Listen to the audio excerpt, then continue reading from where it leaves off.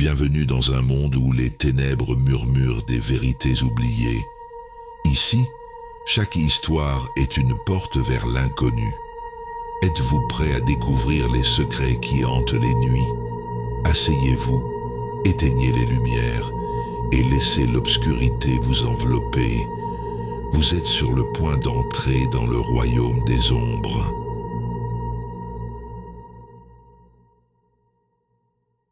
Je suis en thérapie depuis 6 mois maintenant, et pendant tout ce temps, je n'ai pas prononcé un mot. Chaque lundi et jeudi, je m'assois dans le bureau de la docteure Alois, en suçant les bonbons qu'elle garde sur son bureau. Elle vient tout juste de finir ses études universitaires, vivant son rêve d'avoir son propre cabinet, et d'une certaine manière, je suis devenu son tout premier patient. « Comment allez-vous aujourd'hui ?» me demande-t-elle après un moment, et je me contente de la fixer. « Voulez-vous en parler cette fois-ci » ajoute-t-elle. Mais tout ce qu'elle obtient de moi, c'est mon regard vide et le bruit du bonbon que je suce dans ma bouche. Je reste assis là, essayant de finir autant de bonbons que possible en 30 minutes. La dernière fois, j'en ai mangé 42. J'en déballe un autre et j'attends que la docteure Alois abandonne. Mais elle est plus coriace que je ne le pensais et, récemment, elle a trouvé une nouvelle idée. Si je ne voulais pas parler des événements traumatisants, je devrais au moins les écrire. Alors, me voilà en train d'écrire sur ce qui s'est passé pendant mon année d'échange aux États-Unis. La docteure Alois ne verra jamais ces mots, je ne vais pas lui faire ce plaisir. Mais je dois admettre que cela semble d'une certaine manière juste d'écrire tout cela. C'est comme vomir dans une poubelle. Je me sens toujours malade après, mais au moins j'ai évacué une partie du poids. Tout a commencé lorsque j'ai eu la chance de faire une année d'échange aux États-Unis. Comme beaucoup de gens, j'ai grandi en regardant des films et des séries américains, et l'idée d'aller au lycée, de jouer au baseball et de vivre le rêve américain me fascinait. J'ai donc postulé au programme, passé quelques entretiens, écrit un essai intitulé « I have a dream » et j'ai été accepté en grande partie parce que mon père a généreusement fait un don important à l'association scolaire. Avec de l'argent, on peut acheter des rêves. Ma mère, comme d'habitude, était inquiète. Les lois laxistes sur les armes à feu, toutes les fusillades dans les écoles et la situation politique qui déchirait le pays la préoccupait. À l'époque, je l'ai convaincue que ce n'était pas aussi grave qu'elle le pensait, mais avec le recul, je dois admettre qu'elle avait raison. Si seulement je l'avais écoutée, je ne serais pas hanté par des cauchemars aujourd'hui. L'été, tout a commencé. J'ai pris l'avion pour une petite ville du Minnesota, appelée Hastings, où j'ai séjourné chez les Smith. Ils formaient une famille américaine tout à fait ordinaire. Le père James, la mère Olivia, et leur fils Eric, qui avait le même âge que moi. James travaillait comme agent immobilier pour une compagnie d'assurance. Olivia était institutrice à l'école primaire, et Eric fréquentait le lycée où je passerais l'année. Il vivait dans une maison unifamiliale spacieuse qui, selon les normes allemandes, semblait presque faite en papier mâché. À part cela, j'ai rapidement réalisé qu'il n'était pas si différent de ma propre famille. Le lycée ressemblait aussi à mon gymnasium allemand, à une grande différence près. La communauté y jouait un rôle bien plus important. Quand l'équipe de football américain jouait, tout le monde venait les encourager avec des pom-pom girls et une mascotte. En Allemagne, par contre, chacun vaque à ses occupations après les cours, indépendamment de l'école. Ce sens de l'unité était ce que j'aimais le plus. Les premières semaines étaient appassionantes et je m'adaptais peu à peu au nouvel environnement. J'ai même eu un rendez-vous avec une fille de ma classe parallèle qui vivait dans ma rue, la fameuse « girl next door ». Je n'étais pas assez costaud ni rapide pour l'équipe de football, mais au baseball, je faisais bonne impression en tant que frappeur et j'ai même réussi un home run une fois. Les Smiths se disputaient assez souvent, mais cela ne me dérangeait pas trop. Chez nous, on avait aussi l'habitude des cris. Même si mon anglais s'améliorait, je n'arrivais pas encore à tout comprendre de leurs disputes.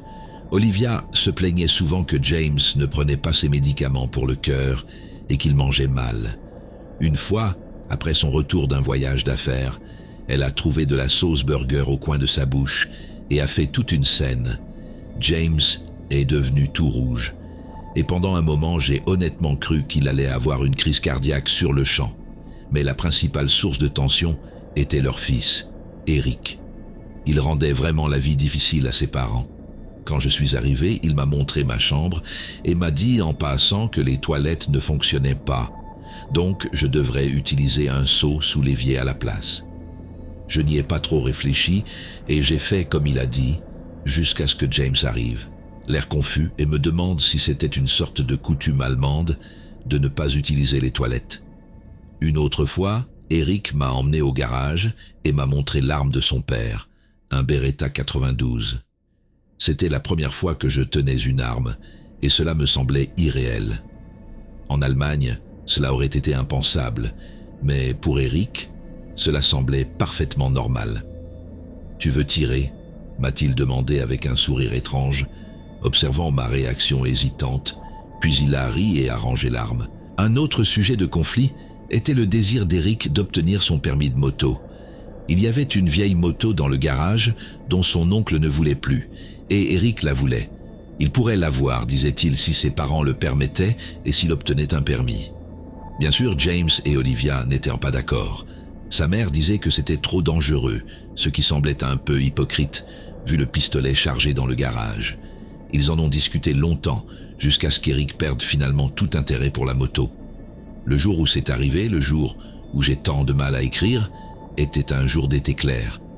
La nuit précédente, j'avais été malade et j'étais resté à la maison pendant qu'Eric allait au lycée. C'était probablement une simple intoxication alimentaire. L'après-midi, je me sentais mieux et j'ai aidé James dans le jardin pendant qu'Olivia préparait le dîner. C'était un mardi et Eric avait un entraînement de football, donc il était généralement de retour à 17h. Mais il n'est pas revenu et il ne répondait pas à son téléphone. Nous avons dîné sans lui et je pouvais sentir l'anxiété croissante d'Olivia. « Il sera bientôt là », ai-je dit pour la calmer, même si je n'y croyais pas vraiment moi-même. Quand le shérif est arrivé avec ses adjoints, j'étais assis à la table à manger, en train de manger le pain de viande. Pourquoi je faisais ça, je ne le sais toujours pas. Mais le docteur Alloy aurait probablement un terme psychologique compliqué pour l'expliquer. Ils m'ont arrêté, mais le lendemain matin, ils m'ont relâché une fois qu'il était clair que je n'avais rien à voir avec la mort de la famille. Juste avant que je ne rentre en Allemagne, l'enquêteur principal m'a appelé pour m'expliquer ce qui s'était passé ce jour-là. Eric avait pris la moto dans le garage sans permission pour faire un tour. Sur l'autoroute, il avait perdu le contrôle de la moto dans un virage et était entré en collision avec une camionnette qui venait en sens inverse. Il avait été gravement blessé. Puis quelque chose d'étrange, souvent rapporté par des soldats pendant la guerre, s'était produit. Le corps d'Eric était sous un tel stress, inondé d'adrénaline, que son cerveau l'avait trompé en lui faisant croire que tout allait bien, que ses pieds n'avaient pas été sectionnés et qu'il ne gisait pas sur la route County Highway 55.